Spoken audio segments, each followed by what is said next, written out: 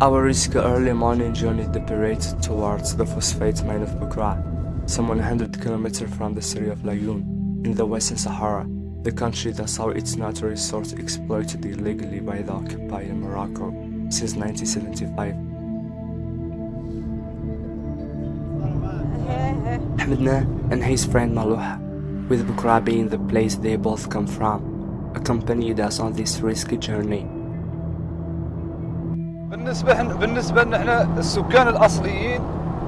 Being the original inhabitants of the village of Bocraa, widely considered to be one of the wealthiest areas in the north of Africa. The Sahrawi indigenous people here, hundreds of people, maybe 1,800 families, all of them were marginalized and unemployed, including some of the elderly who used to make their living in the past by working as shepherds. All of them over here have not drawn any benefits out of their land's natural resources.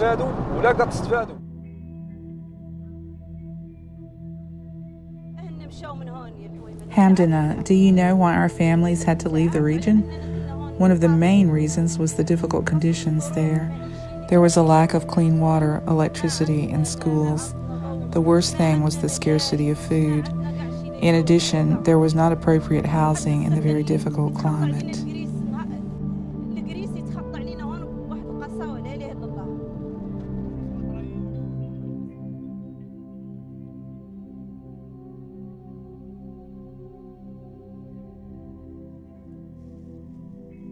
We stopped midway on our trip from the capital of the occupied territory to the mine in order to enjoy a tea break together.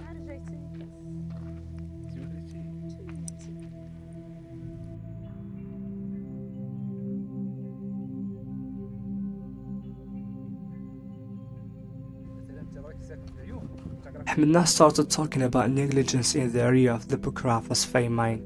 Although Morocco is earning a lot of money from the mine in Western Sahara, hardly any Sahrawis have seen benefit from those huge amounts of money. The phosphate mining activities stretched throughout a vast area known as Al Bayda near the city of Dakhla. In the region of Bocraa, we find enormous amounts of phosphate piling up southwards. We should perhaps mention again that the Bocraa mine is said to possess the largest known phosphate reserves.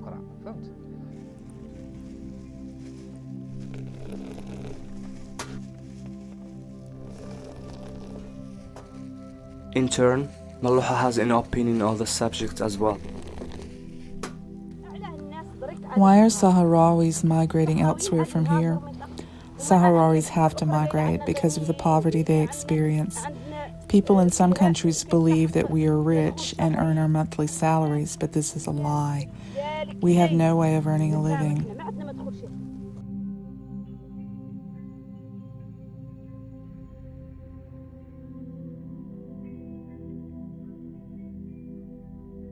On our way thereafter, Ahmedna was slowing down the cruising speed to avoid damage to his car because of the badly cobbled roads.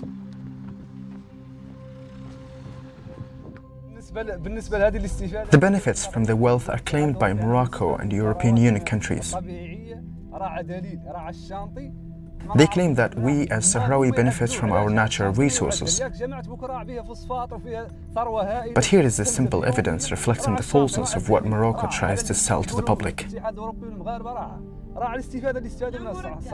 We have to use this patchy and wet road at a time when the Bocraa region boasts huge amounts of phosphate. This rough road ahead is a simple proof confirming the lies regarding developments of our region that are propagated by the Europeans in Morocco.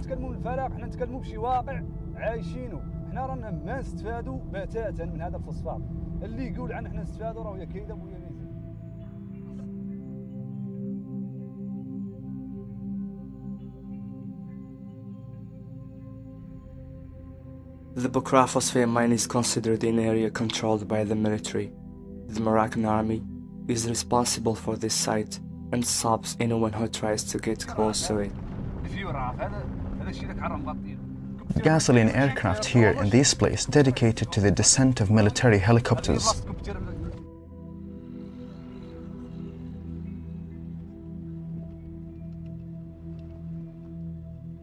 So we had to use our cameras clandestinely, after having been able to reach only some points near the mine.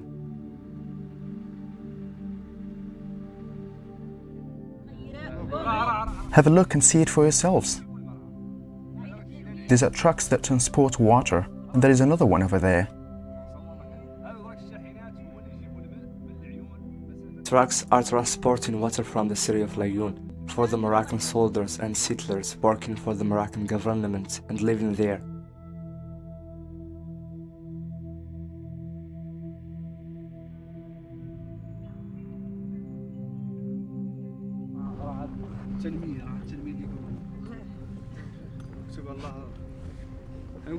Stop. Do stop. Retreat a little bit. Is there anyone approaching us? You would have to hide the camera if there are any military personnel coming. During our journey, we had to film sometimes hiding our film equipment, as there any intensive presence of soldiers, detectives, and settlers protecting this very critical location.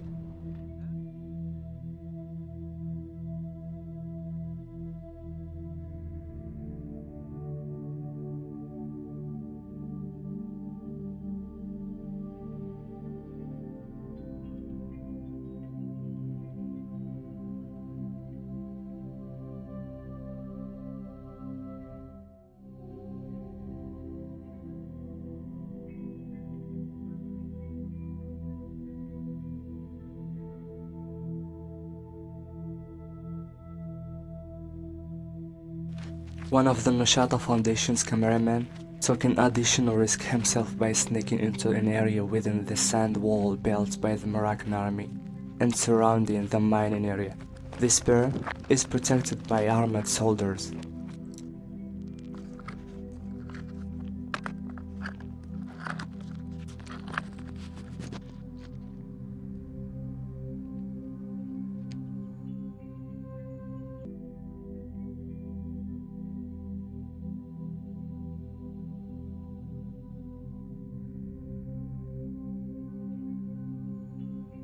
Large shifts have taken place in the trade during the last years, and dozens of companies have stopped importing because of the legal nature of the trade.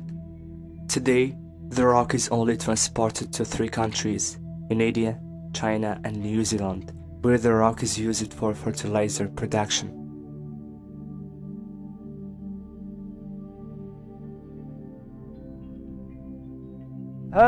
This will show you how our resources are being drained day by day by Moroccans who have occupied our land and by European Union countries. The latter try to justify their violation of the international law, but they are unable to justify the depletion of our natural resources by telling people that the Sahrawi are benefiting from it. We have not seen any benefits so far. This area you are seeing now faces a very serious violation of human rights. This is a strictly controlled area, and we should not stay here anymore because of the sensitivity of the place. The officials are often watching us from afar, so we have to have a quick look and leave if we're being observed. They try to control us. This is because of the wealth that this region contains, and which Morocco exploits without letting the Sahrawi people benefit from it. We, the younger generation, are the best proof that we do not benefit from anything. We are here to show you the falseness of claims made by the European Union and some other countries.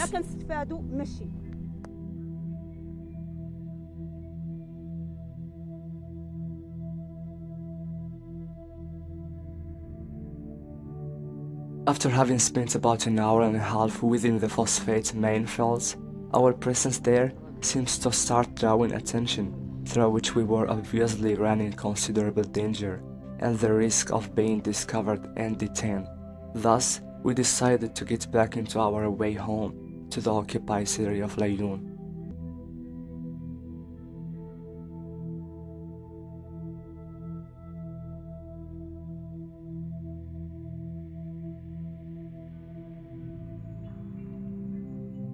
During our investigation on the illegal plundering conducted by the Moroccan-owned company, OCP, hard work had to be carried out over months to access several documents showing an involvement of foreign companies in that plundering. Under clandestine secrecy, a special sector in the foundation has got access to hundreds of documents and photographs showing German companies to be involved in the depletion of phosphate from the mine.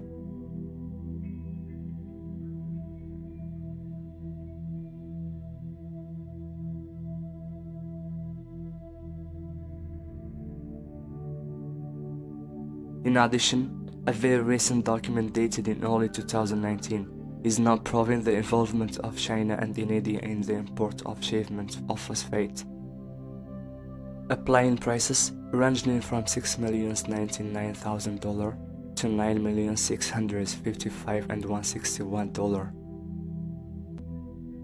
If the international resolutions have indicated that any depletion of the natural resources of Western Sahara is a violation of the international law, as again confirmed by the European Court of Justice in decisions in the last 2 years in 2017. The question rises for how long some countries and companies will continue to violate the law and multiply the suffering of Sahrawi people through their illegal activities in Western Sahara.